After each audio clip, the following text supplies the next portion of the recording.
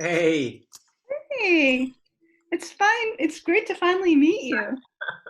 it's kind of crazy that we are, in this way, but at least, can you hear me okay? I just want to make sure that everything is, uh, Yes.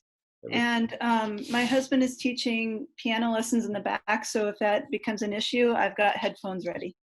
So, well, the cool thing is, I've been looking at your piece. I think it's first of all, I think right away. I don't know. Have you had any experience with like click tracking and trying to create a uh, click track this way or Okay, so when I did the Kronos Quartet piece, my husband helped me with all that because I've never done a quick track before. And Mhm. that one, yeah, so it's possible.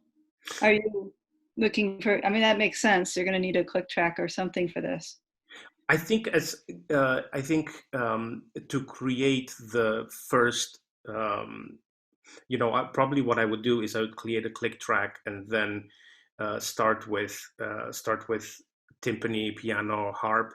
I'm also trying to think of the instruments that can provide the best sort of rhythmical. I think the piano and the harp uh, give there are big pulses. Most of the times, like every 4 bars or something like this, but they do create a context of the pulse a little bit, and rather than starting with a double bass, for example, or something like that, which is I don't think in your piece, I don't think is the one instrument that provides the best sense of the pulse. Um, Mhm. so I think that was my thought, and I've tried actually. Yesterday and the day before, I've tried looking both on um, GarageBand and some other programs that do this. As I was telling you, we have a wonderful percussion player in Cabrillo, Svet Stoyanov, who's like a genius at recording stuff. He has a great recording studio himself, and he said that there's absolutely no problem for him to generate a click track. And then because my thought process was, if we generate a click track, if we can lay down maybe the harp and piano, maybe the percussion instruments, and then um, start to address a little bit more like the musical aspects of the piece. Once we have that down, and even with the good thing is, even with the fermatas that you have built in, because they are a lot of them are dependent on the narration. Uh, we can we can make them in the click track. We can make them just double the duration for the time being, and then once we have the narration, we can always play around with the space that we have on the recording. Mhm. You know what I mean? So I think we can manipulate that once we have laid it down. How did you time the narration? Did you time it so that it fit? Because a couple of the things I think are fairly tight. Um, Yeah. and I And just I haven't actually made parts yet. My copyist and I took this out of my lineup or our lineup because we didn't think it was happening. So, but this is helpful to know which instruments you're thinking of first, and I can make sure that I get those parts done first. The way that I did the timing of the narration is I read it at a whole bunch of different speeds. If there are spots, like I tried it as fast and passionate, I tried it super slow. I know there's a couple of tighter turnarounds, especially with MIDI doesn't do any justice to that. But if there's a couple more spots that you think I should really reconsider, I can do that before we start making any parts. I well, can add more. we can also. I think there's a lot of flexibility as well. I can tell that you've timed it really beautifully in terms of the harmonic spacing and the harmonic motion of the piece to constantly return back to this D chord. When the narration begins. So I think that's really beautiful, and maybe um, if you, I think actually the very first one was the one that I felt like it might, like the number one narration. Okay. Because I don't know. I mean, also, did you time the narration so that there's always space between the numbers, or so that it actually feels more flowing? Some of them are a little more flowing. That's where, and I don't know if you had a chance to see it. I sent I the got it. the pre-recorded narration sheet, and it explains a little bit more, but anything with like a 3A, 3B is literally one phrase. So Okay. I wanted to make sure those go on for sure. But between like number 1 and number 2, yeah, that actually should not have much of a pause. So sometimes there might just be one measure of a pause between these things. Um, yeah, I don't know if it's even worth, I don't know. I've been trying to figure out different scenarios to make this work. And I don't want to give anyone ideas of how to speak it, but one would be to have me read it over the MIDI and record that. Maybe to get a sense of timing, but just so you can hear, and you can see how I divided it up in the score. And I did the same thing on this sheet here, where the phrases, when they stop at the commas, that's when they can take a slight pause before they go on, because Susan B. Anthony was a little long-winded at times.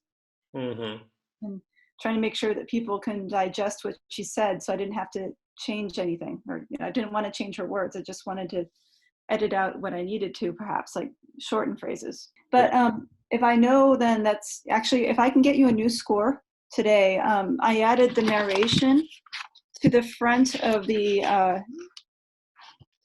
score, so that now that I'm realizing I didn't print that one either.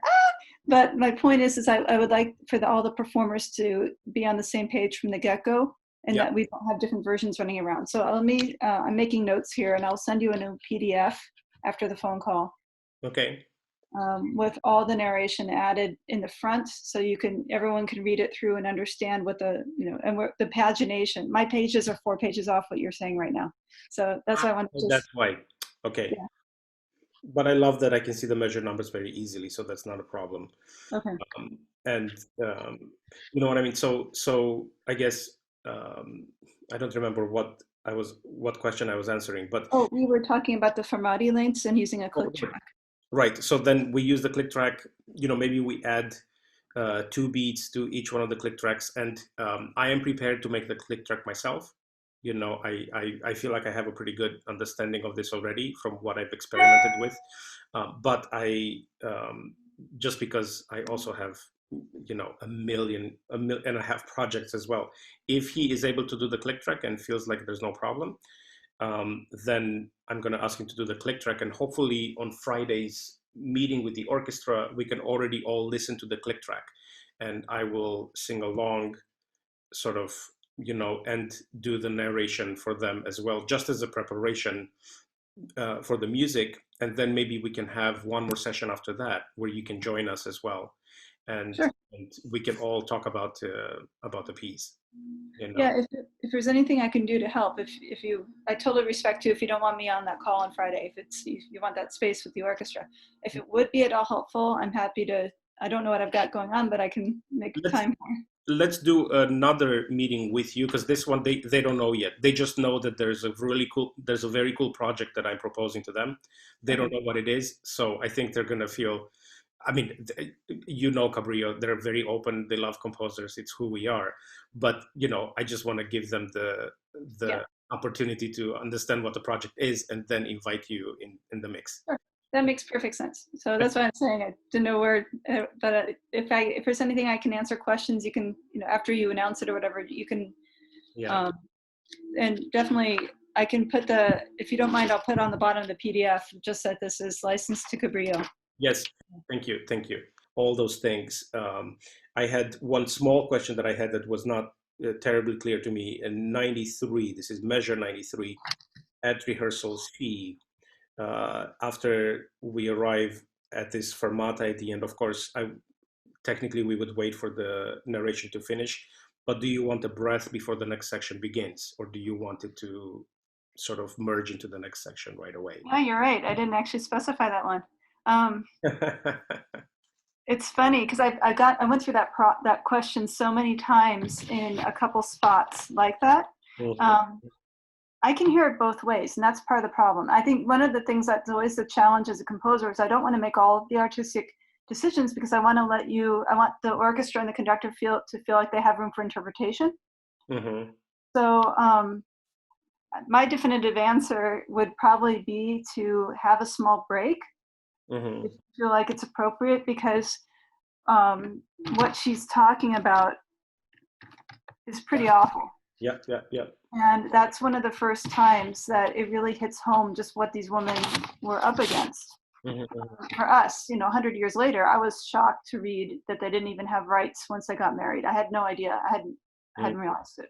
Mm-hmm. So to let it sink in with silence might be more effective than not. But if you have a different view on that, that's totally fine.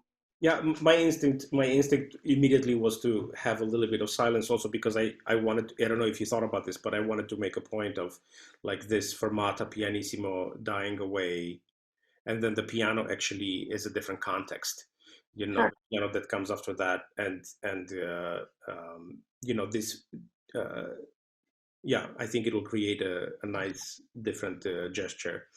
And I had, in my instinct, going through the piece sort of melodically, I already felt at C, at rehearsal C in Measure 94, I already felt just a small push towards the 80 that we arrive on the next phrase, so we'll see how you feel about that, because it already felt to me like it needed a little bit of the fluidity of the tempo to just be a little bit freer going towards this 80, Yes.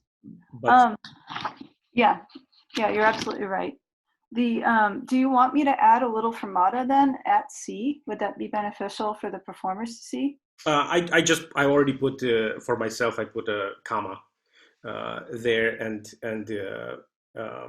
if you want, you can add a comma or a fermata on the bar line, Okay. uh, Okay.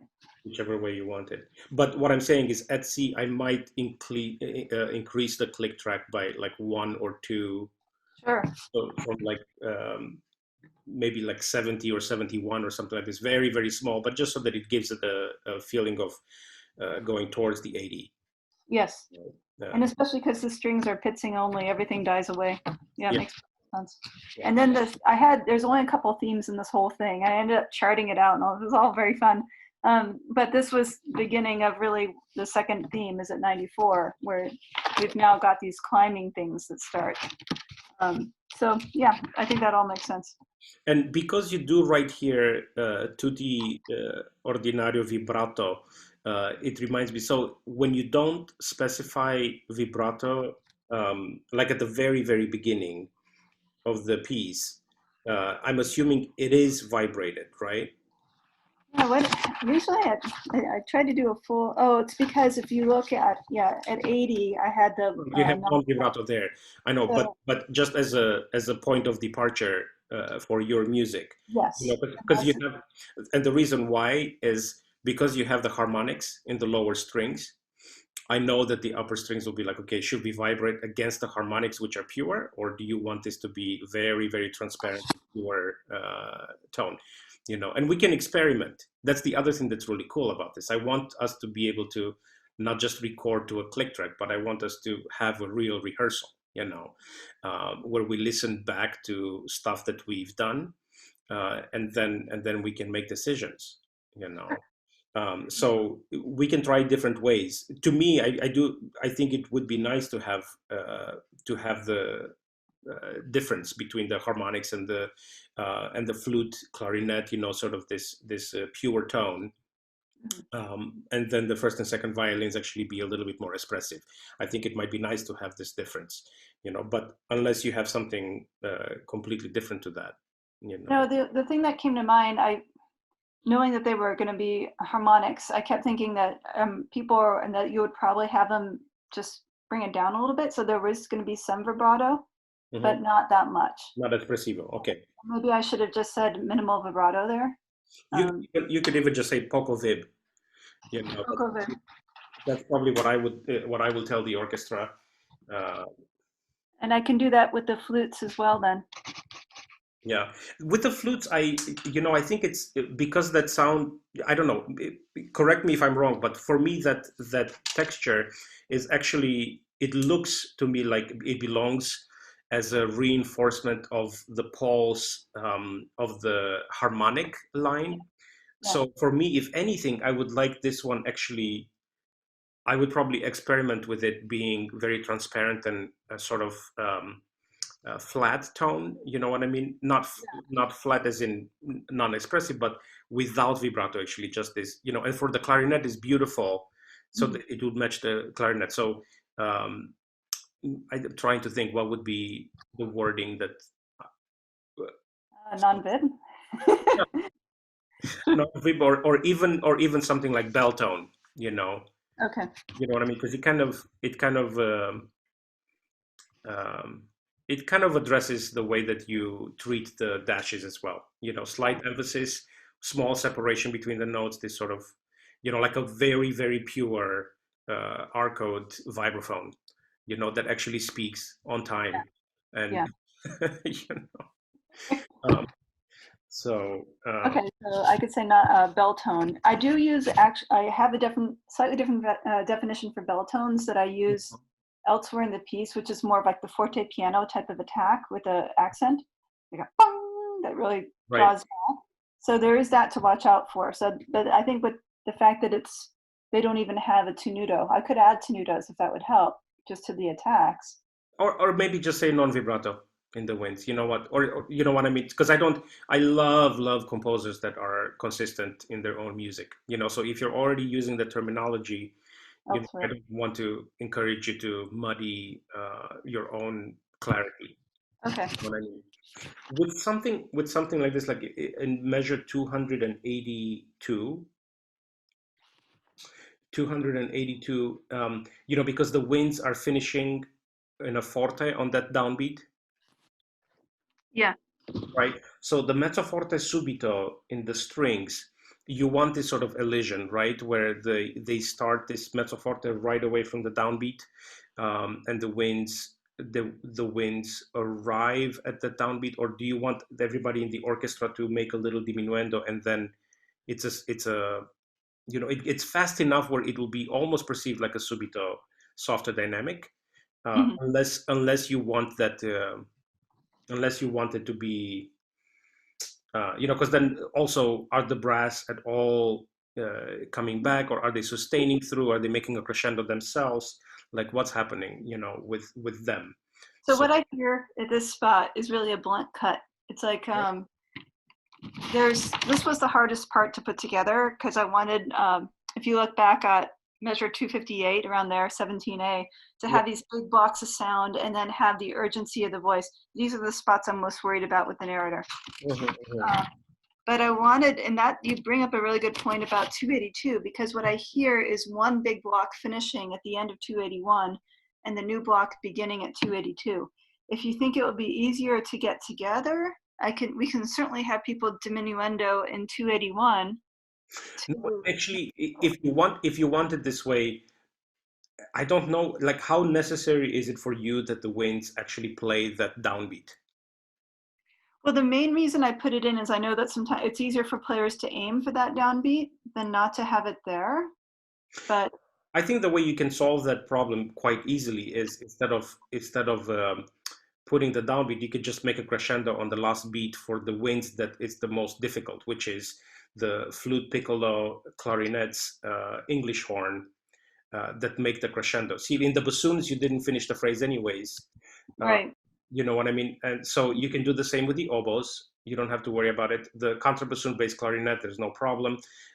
So then, parararap, like this gesture, if you Okay. if you make a little crescendo in it, then it feels like a gesture rather than the ending of a musical line that needs to have a resolution. Does that Okay, make so I'll just give those everybody with the 16ths, the woodwinds with the 16ths. I'll give a little crescendo. sense? Um, would you feel like I need to add that to the upper strings as well because they've got the matching 16ths? I can just Well, leave it in the woodwinds. I think the woodwinds making that crescendo will be enough to create that clear cut drastic thing, and Okay. and I think that should take care of it, Okay. honestly. And And then I'll take them out of 282, so they've got that clean cut now. yeah, and it'll be more clear, I think, this way. Thank you. Now, I know that we haven't worked together before, but you really don't have to take my recommendations.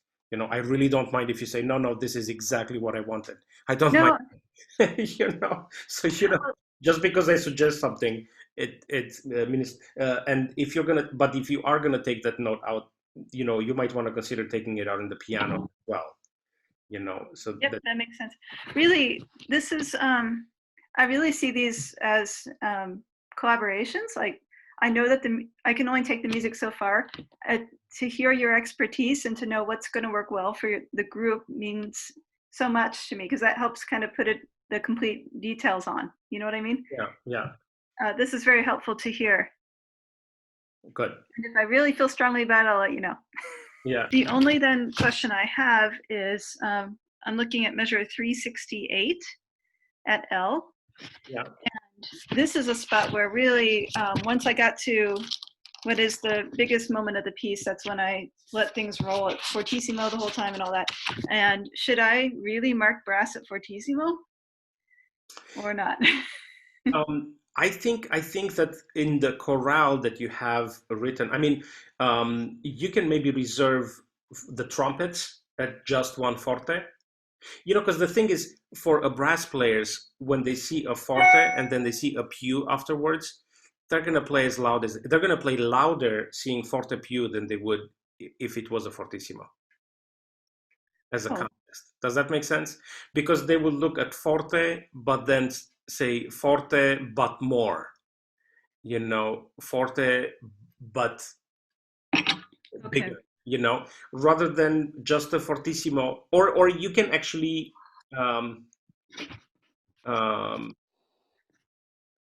yeah, I mean, it's so clear to me, like it would be so clear to me that if the brass were too loud there, I wouldn't allow that to happen, even if it was written fortissimo for everyone. Okay. Because it's clearly everybody is doubling the gesture, rather than there is a principal voice and a secondary voice. Right. You know. Yeah, and everything is pretty much equal at that point. I And reduced everything. you want the impact of this moment. It's such a climactic arrival. That this needs to be so moving. And it's all built up from that moment when she starts laying out her plan, and then the whole thing is a big crescendo. So that's the height of it. So yeah, I'll go out and I'll just revise all the brass dynamics throughout before I send this to you to disseminate to the orchestra. There's a couple of little quirks you might mention to the musicians. The chord that you keep getting in the harp, piano, and percussion, tubular bells and crotales, it happens 19 times throughout the piece because it's the 19th Amendment. So the very last one is she doesn't know it, but she's going to help pass the thing that she's arguing about. And that's why 443 needs to hang in the air for a good long time. Beautiful. The piece ends on a 5 chord. Yeah. The whole thing is about waiting. Yeah. So I don't know if that felt weird for a long time. Like, can I really end it on a 5 chord? And no, there's nothing else I can end it on. You can do whatever you want, exactly. But it felt right for this piece. Yeah. Cool. I didn't catch the number of the chords. That's really neat. I had a similar thing, and of course that's the beauty of Cabrillo, someone in the audience would have caught on that and come and ask you that question. Like this happened to me. We did a piece by Sean Shepard last year or 2 years ago, and it was about climate change and about the melting of the glaciers. And at the very end, he has this chord that repeats 11 times. Mm-hmm. And his idea was that it's 11 times because he didn't want people to, like, we are in the 11th hour, right? And someone from the audience came and said, actually the fact that you did it only 11 times brought me a lot of hope, meaning that there is something that we can do perhaps, and that you didn't give a finality to the piece by giving the final blow, like you left it open-ended for us to do something, which is such a beautiful way to look at it. It didn't even occur to me, but this is real. This is, people really care about stuff like this. If you take the 2 parts with the 19 chords, it's like an egg that's been pulled apart and all this, some structure, and all this stuff is in between. But if you collapse it just to the beginning and ending of the piece, it's the matching material, and that's where you hear the chords. Mm-hmm. I think someone will put it together. I think having the music first will definitely be easier for the narrator, and also not hold us back in being able to find the right narrator. Okay. The other thing to just keep in mind is Ellen and I talked about July 1st being the deadline for the parts now. But if we know that there's a running, if you know you're going to do like harp, timpani, piano, percussion first, I Hmm. can make sure those get turned out first, like right away. Just I can. My husband can be doing one thing. He's my copyist, but he's also got other gigs. He can Right. be working on the other piece. I can take over this one, and I can at least get those couple out first. So if you guys can give me a schedule Okay. of maybe when you need parts by, then I can work that into what I'm doing. And I can, the other thing that I can do is I can take sort of an assessment of how many musicians will play from the score and how many will play from a part, like how many will really want a part. And I will encourage that those that are on the fence, as in neither this nor that, that they use the score, Because just to save you some time. that will save us a lot of time, because I know some of these people are going to have a lot of cues that I'm going to have to put in page turns. And so if we can avoid that for now, and then eventually by next summer, hopefully, then we can make proper parts by then. Absolutely. And I I just forgot to answer to your email right away when you wrote it, but there was no question. I mean, especially the pieces that we commissioned, definitely these are coming back next season. There was no question about that. This I just wanted to find a way. Like it took us a month to recover from the news of having to cancel everything, Yeah. and then once we looked at, wait, hang on a second, what is it that we can actually do? And the the um, the community around the festival was so supportive in every way possible. I mean, even the fact that every single person that signed up to commission, ended up just saying, no, I still really want to pay for the commission. It was unbelievable because it was a significant amount of money, and Mhm. we wanted to make sure that we also allowed people to say, hey, you know what, this is unprecedented, and but they all came and said, no, we're doing this, we committed to this, we want to do it. And then we said, okay, well, we need to do something that shows our appreciation of their support. And I think it's a wonderful idea what you guys are doing. And it's evolved. I'm involved in several virtual projects right now. This is the most ambitious, but it also, you guys have your ducks in a row. You know what you're doing, and you're going to make it happen. So thank you so much for including my piece as part of this. Of course, this is I can't wait to hear it. I think it'll be very beautiful, and it's the right thing to do. I didn't want to lose, all the messaging behind this year was so specifically 2020, Yeah. and I didn't want to lose that opportunity. So